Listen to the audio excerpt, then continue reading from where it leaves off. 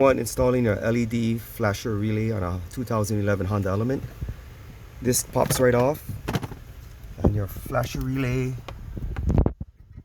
is right in the front of the box. Let me see if you can see it for you.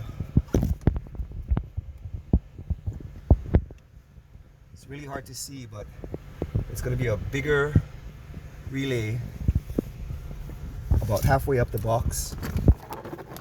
Let me get some light in there for you. Right there, you can see it right there. It's right there. Fairly simple to access. Just pop that out. There's two tabs on it. Pop the two tabs and it'll pop right out. Pop the new one in and you're all good to go.